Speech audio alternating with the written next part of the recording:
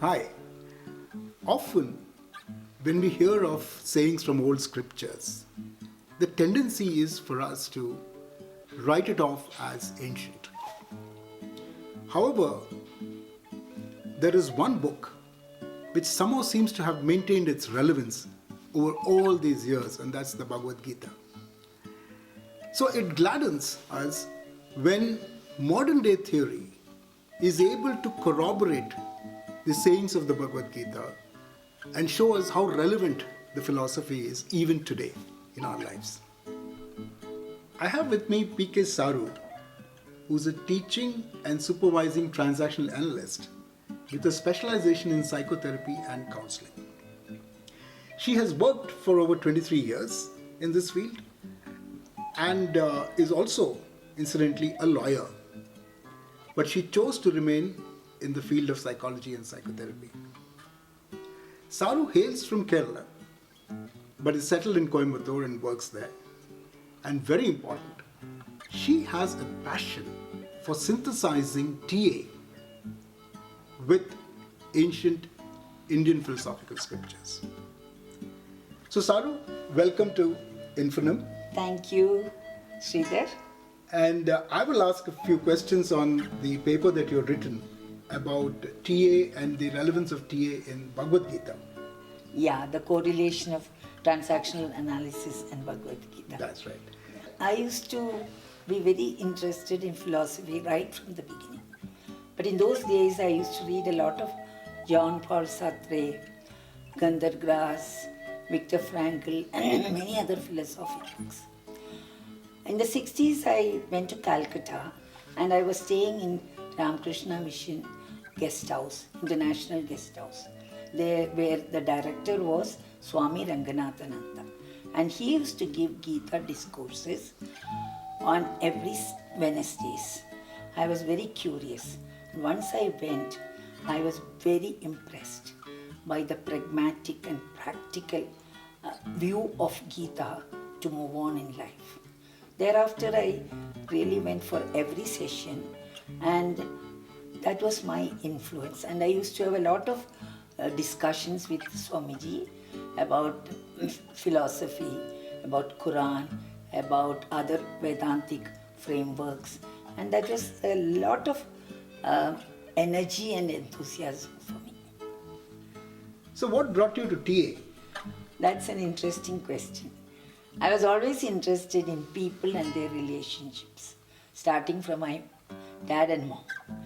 So while I was in Bombay, I had done a course in Kharkov's model of counseling, and in the 70s, not in the 70s, 80s, when I was going through a difficult time in my life, and that's when I met Father George Kandathai. So he was a transactional analyst, the first one who brought transactional analysis to India. And I went through a few sessions with him, and then he persuaded me to join the training. And one of his strong message was, why don't you use your pain to alleviate the pain of others? And then I took the training and passed my certifications, and I found a lot of meaning in that. And I love what I do. Excellent. So, did you see similarities between TA and Bhagavad Gita as you started learning TA, or when was it that it occurred to you that they were?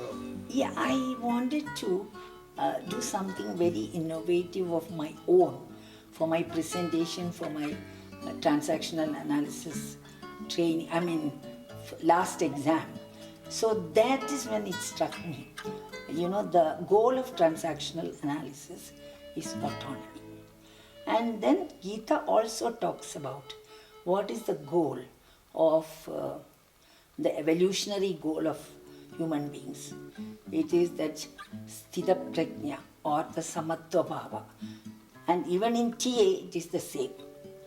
Awareness, spontaneity, intimacy and responsibility. That's the same thing is in Gita. Detached attachment, balanced in feeling, thinking and behavior. And when we look at these two, is the definition of the evolved person, is it similar? Are they saying the same thing? Very much similar. So, an autonomous person is very aware, and he also has the anchoring within himself to choose in every situation with awareness, and whatever he chooses, he really acts that with total authenticity. And just like Gita talks about the innate divinity in human beings, transactional analysis also talks about the okayness of people, in innate okayness of people. So that is what is the best correlation between an evolved person, balanced, and he moves on in life. And also responsibility. In Gita also, action is very important. Inaction is a crime actually, according to Krishna. So all of these are very corroborating. And the philosophic aspect of seeing human beings with their innate divinity is what really sort of, touched me as the core of the evolution of being a balanced person. So if you look at it, Sridhar, both Gita and transactional analysis, the ultimate goal or aim is to moving on in life, not stuck in life at any point of time.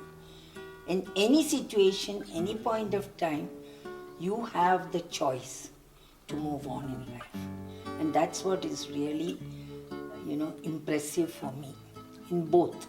You've been able to take modern philosophy, learnings from the modern philosophy, and compare it to the old ones and establish the fact that, look, nothing has really changed. The Yes. human being remains the same, Which is true. and his behavior remains the same. Yeah, human beings are the same, and what really sort of influences them is also the same. Yeah. Of course, there are a lot of contextual realities, but that relevance of, choosing in any reality, in any context, is what is the core. Right. And it is the same in those days, Gita philosophy and transactional analysis. Thank you very much, Saru, for coming here and speaking to us. My pleasure, Sridhar. Thank you.